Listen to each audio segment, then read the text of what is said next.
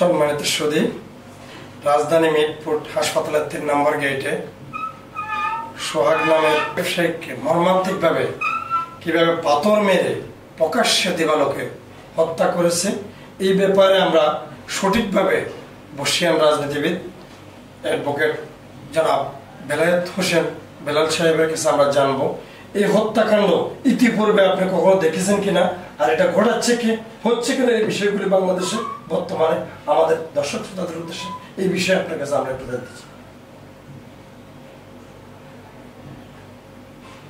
বাংলাদেশে পাথর নিক্ষেপ করে মানুষ হত্যা করা, এটা আমরা জাহেলিয়াতের যুগে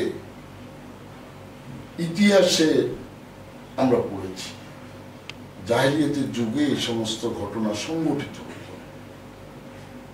আজকে বাংলাদেশে প্রকাশ্য দিবালোকে রাস্তার উপরে দিনের আলোতে যে নৃশংস বর্বরতম হত্যাকাণ্ড ঘটিয়েছে, এটা বাংলাদেশের ইতিহাসে একটা নজিরবিহীন ঘটনা।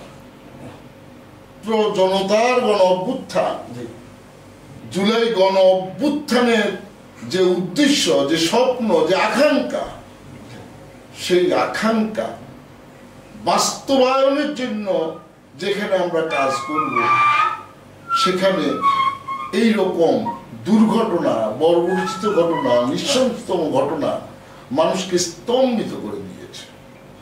বাংলাদেশ লজ্জিত হয়েছে, জাতি হিসাবে আমরা লজ্জিত হয়েছি।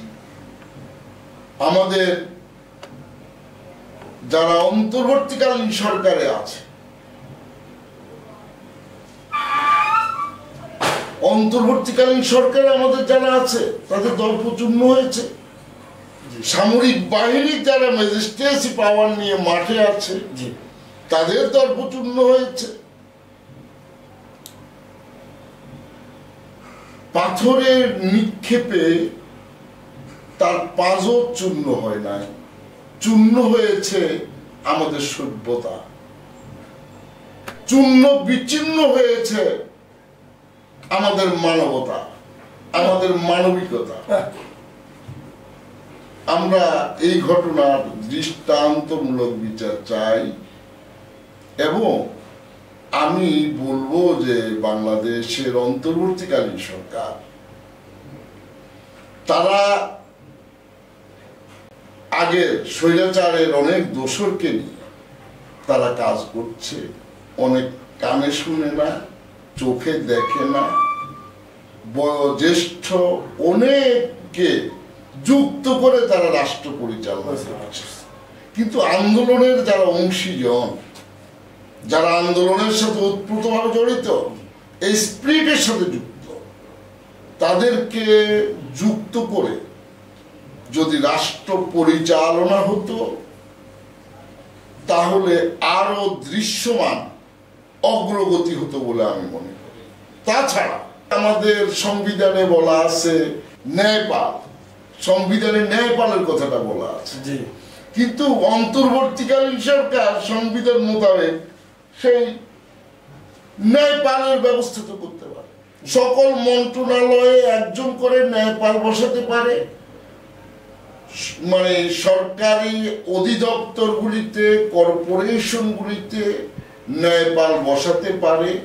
সমস্ত ডিপার্টমেন্টগুলিতে যদি ন্যায়পাল বসিয়ে দেওয়া হয়, নীতি নৈতিকতা সম্পন্ন মানুষ যারা ন্যায়ের পরীক্ষা উত্তীর্ণ হয়েছে, এইরকম মানুষকে যদি ন্যায়পাল হিসেবে প্রত্যেকটি ডিপার্টমেন্টে বসিয়ে দেওয়া হয়, তাহলে ঘুষ, দুর্নীতি, লুটপাট এগুলি বন্ধ হবে, এগুলি বন্ধ করার উদ্যোগ নেওয়া যাবে। এখন তো আমি পরিষ্কারভাবে বলি যে জালেম পালিয়েছে কিন্তু জুলুম বলবৎ আছে। ঘুষ, দুর্নীতি, লুটপাট আগে যে হারে চলতো এখনো সেই হারে চলে। এইটাকে নিয়ন্ত্রণ এখন পর্যন্ত করা যায় নাই। এইটাকে নিয়ন্ত্রণ করার জন্য ন্যায়পাল ইম্পোজ করা দরকার, সংবিধানে আছে। প্রত্যেকটি ডিপার্টমেন্টে যদি ন্যায়পাল বসিয়ে দেওয়া হয় মানুষের অভিযোগগুলি যদি তাদের কাছে দেওয়া যায়, অফিসারদের কর্মকাণ্ড, লুটপাট, দুর্নীতি এই বিষয়ে যদি কথা বলা যায়, দরখাস্ত দেওয়ার সুযোগ থাকে, কথা বলার সুযোগ থাকে, আস্তে আস্তে আমাদের এগুলি নিয়ন্ত্রণ হবে। আর এগুলি নিয়ন্ত্রণ হওয়ার সাথে সাথে এই সমস্ত মব, এই সমস্ত অত্যাচার, এই সমস্ত খুন, এই সমস্ত গুম, এই সমস্ত দর্শন, সমস্ত কিছু বন্ধ হয়ে যাবে।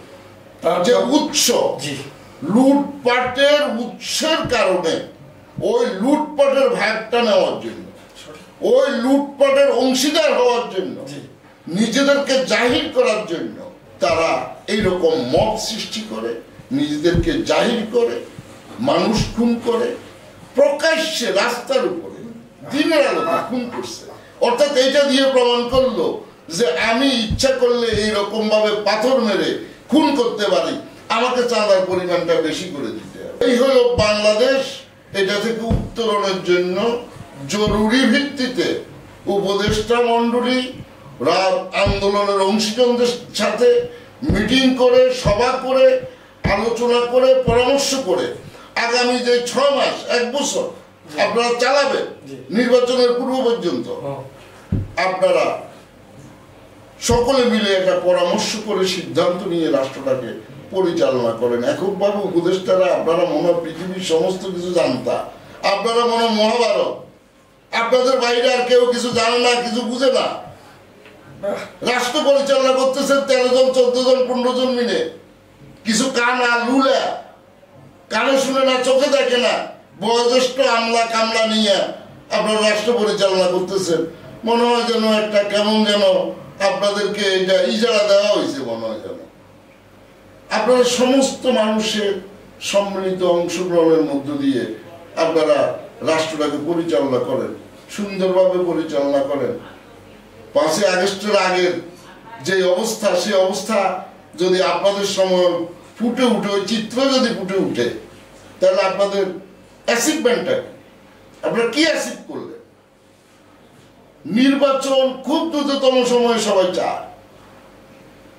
যে পুলিশের এখন পর্যন্ত মেরুদণ্ড সোজা করে দাঁড়াতে পারে নাই, যে পুলিশ এখন পর্যন্ত আইন শৃঙ্খলা রক্ষা করতে পারে না, এখনো পুলিশের সাথে আর্মি কাজ, এখন পুলিশের সাথে আর্মির ম্যাজিস্ট্রেসি পাওয়ার দিয়ে ওনারা কাজ করতেছে, পুলিশ কাজ করতেছে। আমাদের ইন্সপেক্টর জেনারেল বাহারুল ইসলাম অত্যন্ত ভালো মানুষ, দৃঢ়তার সহিত চেষ্টা করে, কিন্তু আরো উদ্যোগ নিতে হবে, প্রশিক্ষণ দিতে হবে, নতুন ব্লাড, নতুন পুলিশ জয়েন করাতে হবে, নতুন পুলিশ নিয়োগ দিতে হবে, নতুন ব্লাড আনতে হবে। এই পুরনো ব্লাডের সাথে নতুন ব্লাডের সংযুক্ত করে পুলিশ বাহিনীকে একটা দৃঢ় অবস্থানের মধ্যে দাঁড় করাতে হবে। কারণ সভ্য দেশে পুলিশ বাহিনী ছাড়া রাষ্ট্র সুন্দরভাবে পরিচালিত হয় না, আইন শৃঙ্খলা নিয়ন্ত্রণ হয় না।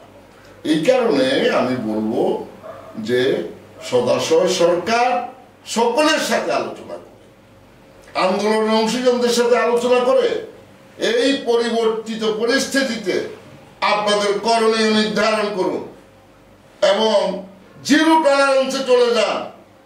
যে যে দলের গোষ্ঠীর মতের অপরাধী হোক না কেন, তাকে বিচারের আওতায় আনেন, কাঠগড়ায় দাঁড় করেন, বিচারের ব্যবস্থা করেন, দৃষ্টান্তমূলক বিচারের ব্যবস্থা করেন।